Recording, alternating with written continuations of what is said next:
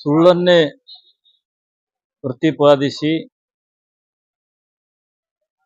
ಸತ್ಯ ಇದ್ದಂತೆ ಬಿಂಬಿಸುವ ಪರಿಪಾಠವನ್ನು ಕರಗತ ಮಾಡಿಕೊಂಡಿರುವ ಬಿಜೆಪಿ ಪಕ್ಷ ಇವತ್ತು ಕರ್ನಾಟಕದಲ್ಲಿ ದಲಿತ ಹಿಂದುಳಿದ ಅಲ್ಪಸಂಖ್ಯಾತರ ಪ್ರಭಾವಿ ನಾಯಕರ ಮೇಲೆ ಇಲ್ಲ ಸಲ್ಲದ ಆರೋಪಗಳನ್ನು ಮಾಡಿ ಇವತ್ತು ಅಧಿಕಾರ ತಮಗೆ ಇರಬೇಕಂತಕ್ಕಂಥ ನಿಟ್ಟಿನಲ್ಲಿ ಮಾನ್ಯ ಸಿದ್ದರಾಮಯ್ಯನವರ ಮೇಲೆ ಮೂಢ ಹಗರಣದ ಸುಳ್ಳು ಆರೋಪಗಳನ್ನು ಮಾಡಿ ಇವತ್ತು ಅದು ಎಲ್ಲನೂ ಸುಳ್ಳು ಆರೋಪ ಮಾಡ್ತಕ್ಕಂಥದ್ದು ಇವತ್ತು ಜನರಿಗೆ ಗೊತ್ತಾಗಿರ್ಗಿದೆ.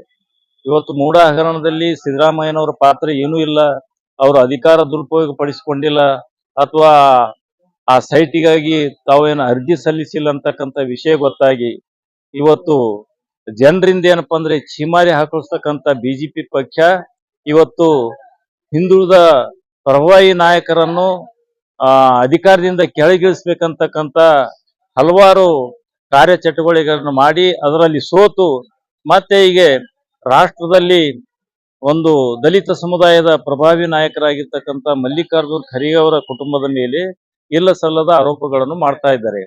ಇವತ್ತು 90ರ ದಶಕದಲ್ಲಿ ಮಾನ್ಯ ಖರ್ಗೆ ಅವರು ಸಿದ್ಧಾರ್ಥ ಚಾರಿಟೇಬಲ್ ಟ್ರಸ್ಟ್ ಅಂತಕ್ಕಂಥ ಒಂದು ಸಂಸ್ಥೆ ನಿರ್ಮಾಣ ಮಾಡಿ ಅದರಲ್ಲಿ ಶಿಕ್ಷಣ ಸಂಸ್ಥೆಗಳ ಮುಖಾಂತರ ಈ ಭಾಗದಲ್ಲಿ ಶೋಷಿತರು, ದಲಿತರು, ಅಲ್ಪಸಂಖ್ಯಾತರು, ಬಡವರ ಮಕ್ಕಳಿಗೆ ಏನಪ್ಪ ಅಂದ್ರೆ ಶಿಕ್ಷಣ ಕೊಡ್ತಕ್ಕಂಥ ಕಾರ್ಯಕ್ರಮ ಹಾಕಿಕೊಂಡಿರ್ತಕ್ಕಂಥದ್ದು.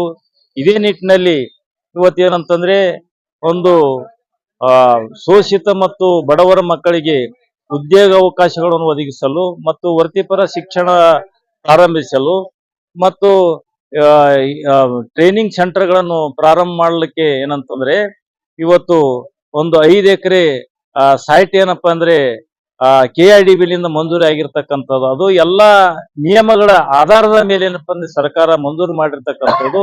ಅದರ ಮೇಲೆ ಏನಪ್ಪಾ ಅಂದ್ರೆ ವಿಧಾನ ಪರಿಷತ್ತಿನ ವಿರೋಧ ಪಕ್ಷದ ನಾಯಕರಾಗಿರ್ತಕ್ಕಂಥ ಛಲವಾದಿ ನಾರಾಯಣಸ್ವಾಮಿ ಅವರು ಇವತ್ತು ಪ್ರಿಯಾಂಕಾ ಖರ್ಗೆ ಅವರು ರಾಜೀನಾಮೆ ಕೊಡ್ಬೇಕಂತ ಹೇಳಿ ಅವ್ರ ಮೇಲೆ ಏನಪ್ಪಾ ಅಂದ್ರೆ ರಾಜ್ಯಪಾಲರಿಗೆ ದೂರು ಸಲ್ಲಿಸಿರ್ತಕ್ಕಂಥದ್ದು ಕರ್ನಾಟಕ ರಾಜ್ಯ ದಲಿತ ಸಂಘರ್ಷ ಸಮಿತಿ ಉಗ್ರವಾಗಿ ಖಂಡಿಸುತ್ತದೆ.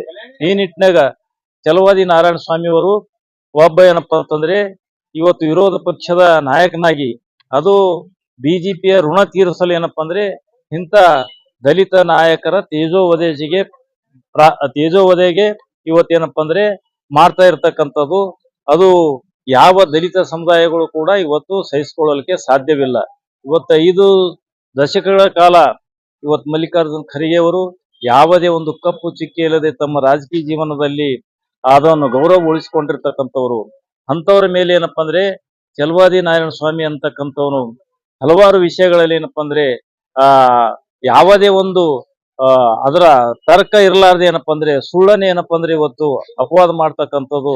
ಅದು ನಿಲ್ಲಿಸ್ಬೇಕಂತಕ್ಕಂಥ ಮಾತುಗಳನ್ನು ಈ ಸಂದರ್ಭದಲ್ಲಿ ಮಾಧ್ಯಮಗಳ ಮೂಲಕ ಛಲವಾದಿ ನಾರಾಯಣಸ್ವಾಮಿಗೆ ಎಚ್ಚರಿಕೆಯನ್ನು ನಾವು ಕೊಡ್ತಾ ಇದ್ದೀವಿ.